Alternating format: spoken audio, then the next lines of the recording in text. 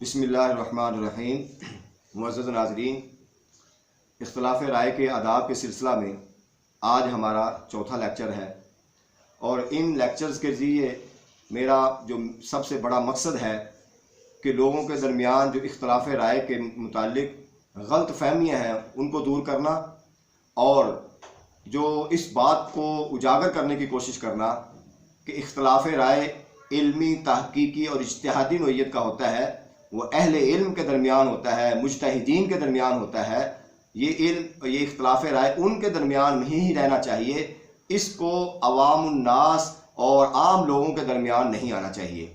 लिहाजा इख्तिलाफ़ राय को ना मायूब समझना चाहिए, ना इसको मनफी लेना चाहिए, ना इसको लोगों के दरमियान इंतशार का सबब बनना चाहिए। आप देखिए कि बहुत सारे मसाइल ऐसे होते हैं कि जो इख्तिलाफ़ राय की बुनियाद पर हल होते हैं और फ़ैसले होते हैं और वो उम्मत के लिए बहुत बेहतर साबित होते हैं। आप तारीख़ में देखें, तारीख़ इस्लाम के अंदर सैयदना अबू बकर सिद्दीक़ रज़ियल्लाहु ताला अन्हु खलीफा अव्वल हैं। जब उनका इंतखाब होने लगा तो उसमें भी सहाबा इकराम के दरमियान इख्तिलाफ़ राय हुआ। एक तरफ अंसार थे और दूसरी तरफ मुहाजिरीन थे। अंसार कहते थे कि खलीफा हम में से होना चाहिए, मुहाजिरीन कहते थे कि हम में से होना चाहिए। इज्तिहादी इख्तिलाफ था, लेकिन इस इख्तिलाफ के नतीजे में वो जिस बात पर मुत्तफ़िक़ हुए और जिस बात पर इत्तेफाक हुआ वो क्या था कि सैयदना अबू बकर सिद्दीक़ रज़ियल्लाहु ताला अन्हु को इत्तेफाक राय से खलीफा मुकर्रर किया गया। तो देखें, इख्तिलाफ़ राय की बुनियाद पर जिस बात पर इत्तेफाक किया गया वो कितना ज़बरदस्त किस्म का फ़ैसला हुआ।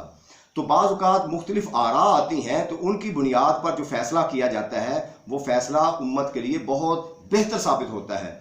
और इसी तरीके से फिर जब तदवीन कुरान का मामला होता है तो अबू बकर सिद्दीक़ रज़ियल्लाहु ताला अन्हु और उमर फ़ारूक रज़ियल्लाहु ताला अन्हु दोनों हस्तियों के दरमियान इसमें इख्तिलाफ होता है। सैयदना उमर फ़ारूक रज़ियल्लाहु ताला अन्हु जब तदवीन कुरान के मुतल्लिक़ अबू बकर सिद्दीक़ रज़ियल्लाहु ताला अन्हु को कहते हैं तो पहले वो नहीं मानते, इस पर कायल नहीं होते, लेकिन जब वो अकली और नकली दलाइल पेश करते हैं और उम्मत के वसी तर मफाद में इसको देखते हैं तो सैयदना अबू बकर सिद्दीक़ रज़ियल्लाहु ताला अन्हु जो कि अमीरुल मोमिनीन हैं, खलीफा हैं, वो उनकी बात को मान लेते हैं। तो इसलिए इससे हमें यह भी बात साबित हुई कि इख्तिलाफ़ राय के दौरान किसी की मजबूत मुदल्लल राय को मान लेना ये अबू बकर सिद्दीक़ रज़ियल्लाहु ताला अन्हु की सुन्नत है, ये सहाबा इकराम की सुन्नत है। अपनी राय पर डटे नहीं रहना चाहिए और हट दर्मी नहीं दिखानी चाहिए। अहले इल्म के दरमियान यही एक सेहतमंदाना सरगर्मी, इल्मी सरगर्मी होती है कि कोई इल्मी राय इधर से आती है, कोई इल्मी राय इधर से आती है, कोई तहकीकी राय इधर से आती है। तो कोई इंसान जो है वो अकले कुल नहीं होता, उससे गलती हो जाती है।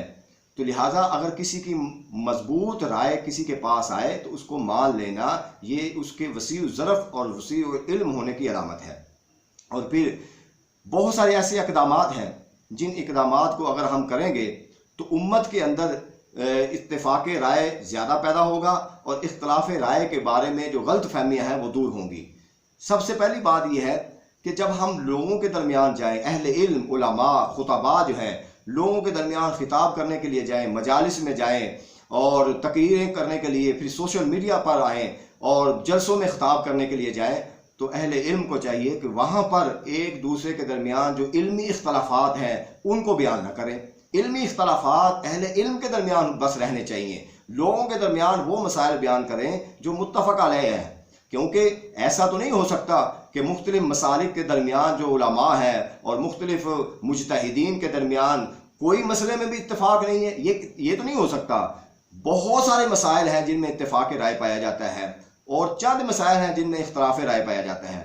बल्कि कुरान ने तो अहले किताब को, जिनका मज़हब ही अलग है, जिनकी किताब अलग है, जिनकी शरीयत अलग है, उनको भी यहाँ तक कह दिया है, कुल या अहल किताब तालू इला कलिमतिन सवाइन बैनना व बैनकुम, कि अहले किताब आओ हम इकट्ठे हो जाते हैं एक कलमे पर। एक कलिमा कौन सा?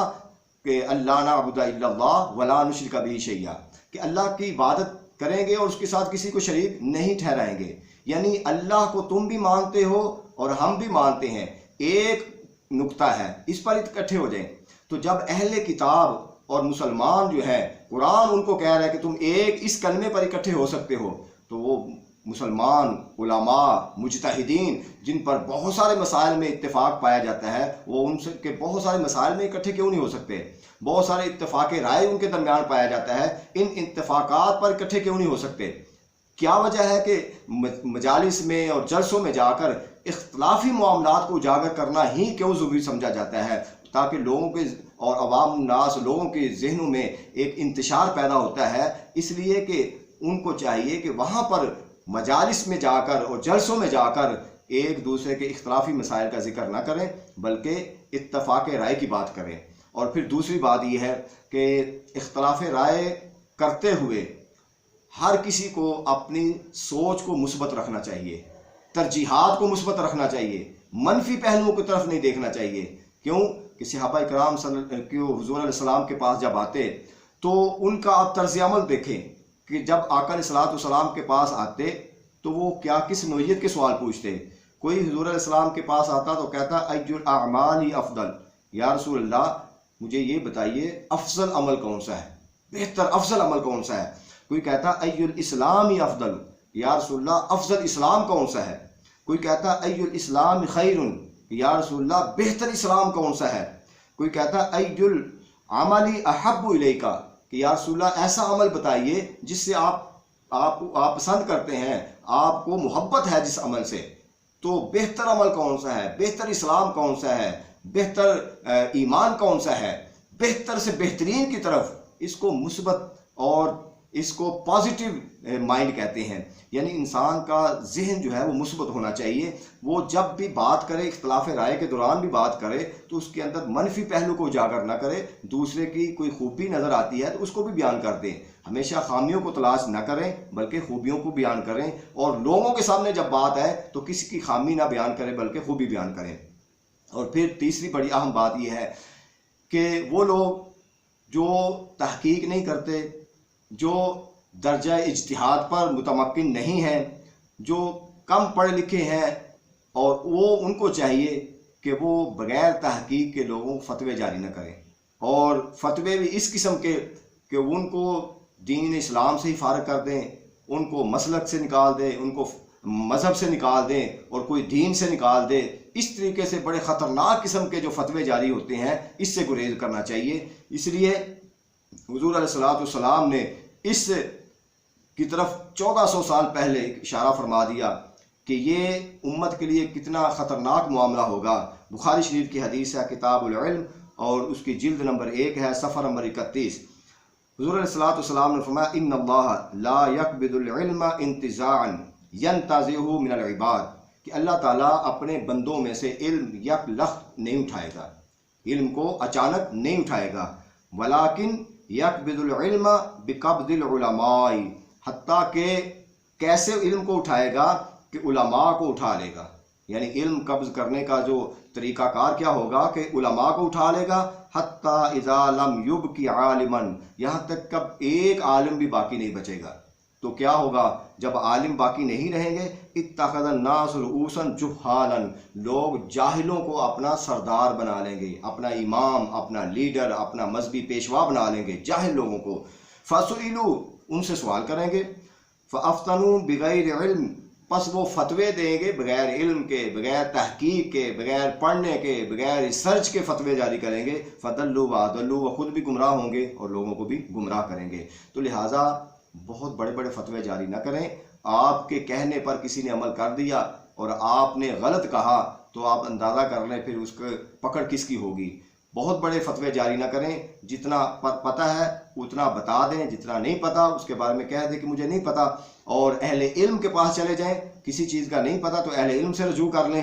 اور اسی طریقے سے کچھ لوگ ایسے ہوتے ہیں، ان کا وتیرہ یہ ہوتا ہے کہ اہل علم کے پاس جائیں گے تو عجیب قسم کے، عجیب نوعیت کے سوال پوچھیں گے جن کا حقیقت کے ساتھ کوئی تعلق نہیں ہوگا، جس کی ضرورت نہیں ہوگی۔ ابو جعفر شامت کہتے ہیں کہ میں امام احمد بن حنبل کے پاس گیا اور میں نے جا کر ان سے سوال کیے، اور سوال عجیب نوعیت کے تھے۔ میں نے پوچھا کہ آپ مائع نورا سے وضو کرتے ہیں؟ تو کیمیائی مادے ملے ہوتے ہیں ایسا پانی، تو انہوں نے کہا کہ نہیں، میں اس کو پسند نہیں کرتا۔ تو پھر میں نے پوچھا آپ باقلہ سے وضو کرتے ہیں؟ یعنی جڑی بوٹی، ایسا پانی جس میں جڑی بوٹی ملی ہوتی ہے، ان کا پانی۔ تو آپ نے فرمایا میں اس کو پسند نہیں کرتا۔ تو پھر میں نے پوچھا گلاب کے پانی سے آپ وضو کرتے ہیں؟ تو آپ نے فرمایا میں اس کو پسند نہیں کرتا۔ جب یہ 2-3 سوال اس کے کیے جو کہ ضرورت نہیں تھی اس کی، تو میں واپس آنے لگا تو آپ نے میری قمیض پکڑ لی، مجھے بٹھا لیا اور مجھے کہا کہ مجھے یہ پہلے بتاؤ کہ جب آپ مسجد میں جاتے ہو تو کیا دعا پڑھتے ہو، مسجد سے واپس آتے ہو تو کیا دعا پڑھتے ہو؟ تو میں نے کہا مجھے تو اس کا پتہ نہیں، علم نہیں ہے۔ یعنی ایک بنیادی چیز، بالکل معمولی چیز کہ مسجد میں داخل ہونے اور خارج ہونے کی دعا کیا ہے؟ تو آپ نے فرمایا اذهب، جاؤ فتعلم ھذا، پہلے یہ جا کے تعلیم لو، یہ سیکھو، پہلے جو سیکھنے کی ضرورت ہے وہ سیکھو جا کے، اس کے بعد پھر اگلی بات کرنا۔ تو جو بنیادی چیز کا پتہ نہیں ہے، دین کی بنیادی چیزیں کیا ہیں، بنیادی ضروریات کیا ہیں، اب دیکھیں فتویٰ دینے کے لیے کتنا علم چاہیے، اصول فقہ چاہیے، اصول حدیث چاہیے، اصول تفسیر کا علم چاہیے، ناسخ و منسوخ کا علم چاہیے، علم الکلام چاہیے، کتنے علوم ہیں، اور قرآن و حدیث پر کس لیول کا انسان ہونا چاہیے، کتنا اس کی اسٹڈی ہونی چاہیے۔ تو یہاں پہ تو آرام سے بس تھوڑی سی شہرت مل جاتی ہے اور لوگ سننا شروع کر دیتے ہیں اور اسی بنیاد پر لوگ فتوے دینا شروع کر دیتے ہیں، لہٰذا فتویٰ بازی سے گریز کرنا چاہیے۔ اور پھر آخری بات یہ ہے کہ جب علمی اختلافات ہو جاتے ہیں، اور یہ قیامت تک ہوتے رہیں گے، یہ تو نہیں رک سکتے، لیکن قرآن نے اصول دے دیا ہے، یا ایھا الذین آمنوا اطیعوا اللہ واطیعوا الرسول واولی الامر منکم فَإِن تَنَازَعْتُمْ فِي شَيْءٍ فَرُدُّوهُ إِلَى اللَّهِ وَرَسُولِهِ، کہ اے ایمان والو اللہ اور اس کے رسول کی اطاعت کرو اور اولی الامر جو ہیں ان کی اطاعت کرو۔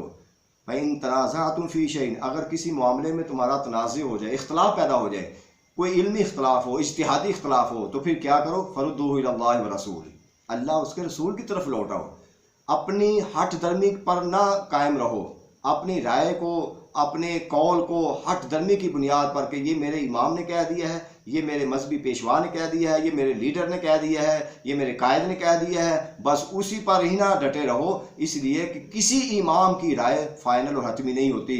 ائمہ مجتہدین، ائمہ اسلاف نے کبھی بھی کسی نے نہیں کہا کہ میری رائے حتمی اور قطعی ہے اور دوسری کی رائے پر عمل نہیں کرنا، بلکہ ہمیشہ یہی درس دیا ہے کہ جب مدلل اور مستحکم اور عقلی نقلی دلائل پر مشتمل تمہارے سامنے کوئی بھی رائے آئے تو ہماری رائے کو چھوڑ کر اس پر عمل کرنا۔